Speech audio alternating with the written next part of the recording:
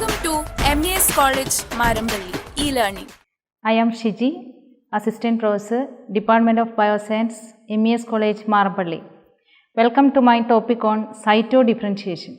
All the cells are derived from a single cell zygote through the process of cell division and cellular differentiation. When an explant is brought into the callus culture, most of the cells start to divide and form a mass of undifferentiated callus tissue. This phenomenon is termed as dedifferentiation, and the cells of the culture tissue are termed as dedifferentiated cells. When the dedifferentiated cell mass is placed in a medium which is suitable for the plant regeneration, the cells again form the whole plant or plant organ. This phenomenon is known as redifferentiation. During redifferentiation, few dedifferentiated cells of a particular culture system undergo cytoquiescence and cytosenescence. These two changes are mainly associated with the process of cytodifferentiation, which ultimately form the vascular tissue, particularly the xylem elements. The whole developmental process is termed as cytodifferentiation. Primary steps in cytodifferentiation. Cytodifferentiation occurs either spontaneously or under the stimulus of specific nutritional or hormonal factors. Preliminary steps in cytodifferentiation are reflected by a series of histological and biochemical changes in the cell. Cytodifferentiation can be divided into three steps. First, the callus tissue at the time of its initiation and further growth shows the mixed population of small, more rounded, oval, and a few elongated cells with dense cytoplasm. Secondly, with an increase in subculture number, few cells become more elongated with thick wall and the calli are friable. Lastly, by further increasing the subculture number, callus tissue shows maximum xylogenesis with trachary elements having a continuous spiral deposition of secondary wall materials. Next, protocol for the study of cytodifferentiation. The hypocotyl portion of aseptically grown seedlings can be used as initial explant.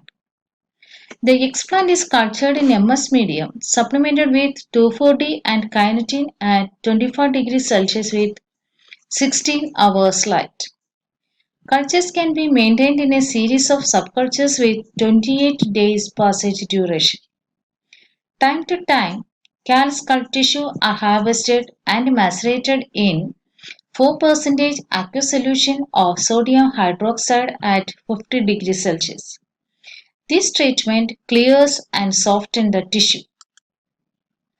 Sodium hydroxide solution is carefully replaced by 0.04% aqueous solution of safranin. After 30 minutes, the dye solution is replaced by 1 normal HCl at 50 degrees Celsius. After 1 hour, HCl is removed and glycerol is added. The acid destains the parenchyma cells, but lignified xylem retains the red dye. Finally, a slide is made and observed under microscope. Next one, factors affecting the process of cytodifferentiation. Both chemical and physical factors are affecting the process of cytodifferentiation. First, chemical factors. Phytohormones and sugars influence greatly in cytodifferentiation. It is evident that auxin, cytokinins, and gibberellins are involved in the process of cytodifferentiation. First one, auxin. Auxin at low concentration stimulates xylogenesis. There is an inverse relationship between the degree of xylem differentiation and auxin concentration. Next, cytokinin. Cytokinin may also be involved in cytodifferentiation. Kinetin added medium containing coconut water enhanced tracheal differentiation in the callus tissue of Nicotiana tabacum. Next one, gibberellins. The influence of gibberellin in cell division and xylem differentiation has been investigated under in vitro conditions in order to establish some quantitative relationship. Auxin, cytokinin, gibberellins treatments increase the response giving a higher percentage of differentiated cells compared to other combinations. Last one, sugar. Sucrose in the medium is very essential for cytodifferentiation. At lower levels of sucrose, only xylem is formed and concentration above 4% favors a balance of xylem and phloem elements.